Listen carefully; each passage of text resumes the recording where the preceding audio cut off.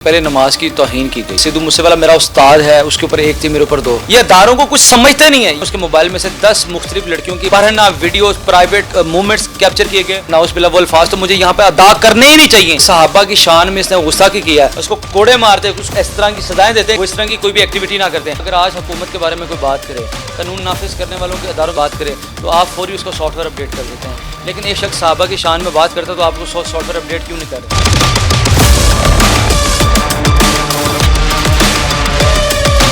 मेरे साथ इस टाइम मौजूद हैं एडवोकेट मियां बिलाल। इनसे जानते हैं कि अभी सोशल मीडिया पर जिस तरह ये पोस्ट लगा रहे हैं और नेशनल साइबर क्राइम एजेंसी ने रजब भट्ट को फिर से तलब कर लिया और उनका मोबाइल भी उनसे ले लिया गया। इसी हवाले से मज़ीद क्या अपडेट्स हैं, इनसे जानते हैं। अस्सलाम वालेकुम सर। जी वालेकुम अस्सलाम।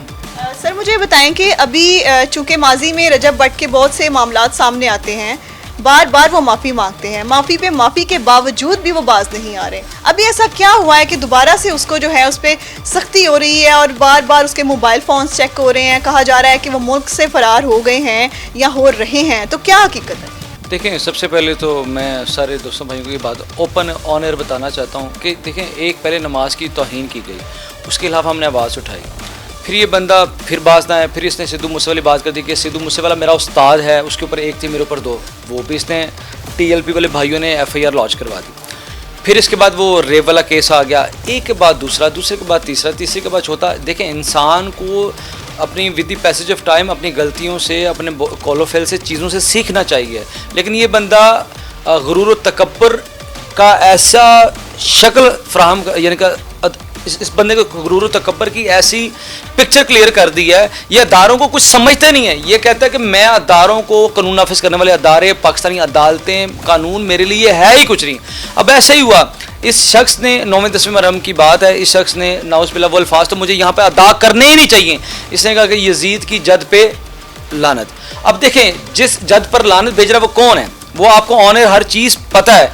यजीद पे आप 1000 लानतें भेजें। देखें, सहाबी रसूल, यानी कि सहाबा की शान में इसने गुस्सा की किया है। जो यजीद की जद है, जद क्या होती है? ख़ानदान होता है। ख़ानदान में कौन है? चाचा, मामा, ताया, बाप, दादा, हर चीज़, हर बंदा शामिल है। अब जो यजीद के जो वालिद साहब हैं, हज़रत अमीर मुआविया, उनकी जो सिस्टर हैं, उनका हजूर पाक सल्लल्लाहु अलैहि वसल्लम से निकाह हुआ, यानी कि ये रजब हजूर पाक सल्लल्लाहु अलैहि वसल्लम के रिश्तेदारों पर नाउज़ बिल्लाह, अल्लाह पाक माफ़ करे, उन पर भेज रहा है, जो कि हम सोचते तसव्वुर भी नहीं कर सकते, हमारी औकात ही नहीं है। अब यहाँ पर इसने गुस्ताखी की ऑनर, वहाँ पर जितने भी मुसलमान भाई हैं, हमारे सीनों को इसने छन्नी कर दिया, हमारी दिल दाई, हमारी इसने नफ्स मजरूई है। अब यहाँ पे कानून नाफिज करने वाले इदारों से हम आप सवाल करते हैं कि कब तक आप इस तरह के टटू टहरे हमारे सर पे बिठाएंगे और वो हमारे दीन का, हमारे मजहब का, हमारे इस्लाम का, हमारे मुल्क का मजाक उड़ाएंगे। तो ऐसे ही हुआ कि एक एप्लीकेशन मूव हुई, नेशनल साइबर क्राइम एजेंसी ने इसे हुक्मनामा तलबी जारी किया, उसकी बाबत इसको बुलाया गया, इसका मोबाइल फ़ोन जब्त किया गया, उसके अंदर बहुत सी ऐसी चीज़ें जो नेशनल साइबर क्राइम एजेंसी ने तलब की। अब सुनने में आ रहा है कि बुधवार दिन इसको गिरफ्तार करना था। अब पता नहीं ये मुसद्दका, ये खबर झूठी है या सच्ची है, ये फरार हो चुका मुल्क। मेरे जो अंदाजे के मुताबिक ना, रजब भट्ट को किसी एजेंडे के तहत मुल्क में लाया गया, सपोर्ट किया जा रहा है, इसको फंडिंग होती है कि आए रोज ये बोलता है। और क्या इसकी कम्युनिटी में कोई एक ऐसा समझदार शख्स नहीं है जो इसको बताए कि सच क्या है, झूठ क्या है, सही क्या है, गलत क्या है? ये सारे नैले के दहले हैं, सारे बेवकूफ डंगर हैं कि ऑन एयर इतनी इतनी बड़ी बातें कर जाते हैं। और जब नेशनल साइबर क्राइम एजेंसी ने इसे सवाल किया कि तुम्हारी तालीम कितनी है, इसने कहा जी मैट्रिक। उसने कहा मैट्रिक के स्पेलिंग सुना, इसको मैट्रिक के स्पेलिंग नहीं है।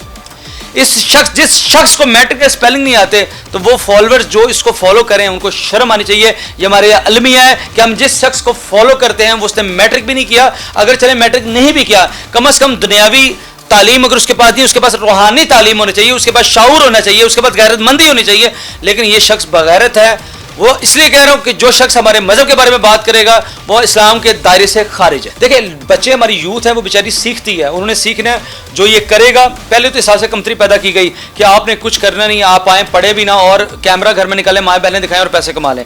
और दूसरी इंपॉर्टेंट बात कि बाद में आके इसने सहाबा की शान में गुस्ताखी की, नमाज की बेतौहीन की।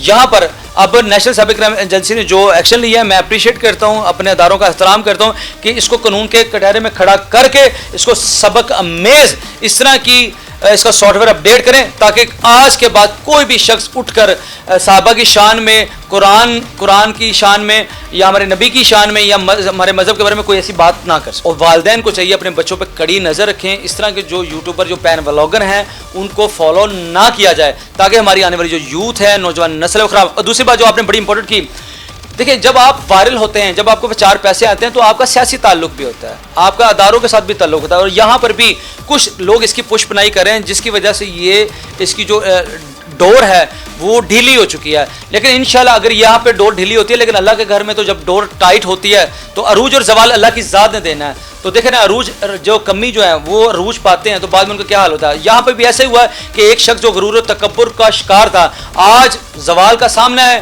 زوال آنا ہی آنا تھا. اگر انہوں نے آج بھی عاجزی پیدا نہ کی تو ان کا جو آخرت ہے اور ان کا جو مستقبل ہے وہ بہت برا ہے. سر اس سے پہلے بھی بہت بار کہا گیا ہے کہ اس کا عروج تھا, زوال آئے گا, اور زوال آیا کچھ دن کے لیے, اس کے بعد پھر اسی طرح سے اس نے یہ کام کیا. اب کہا جا رہا ہے CCD جو ہے سب چیزیں ختم کر دیں گے, کرائم کو ختم کریں گے, ویگو ڈالا, کلچر, ہر چیز ختم ہو جائے گی. اس کے باوجود اگر اتنا ڈر ہوتا تو یہ اس طرح کی حرکات نہ کرتا. آپ کیا سمجھتے ہیں, وہ سیاسی پریشر ہے یا پھر وہ رشوت چل رہی ہے اندر کھاتے, کیا سسٹمز ہیں؟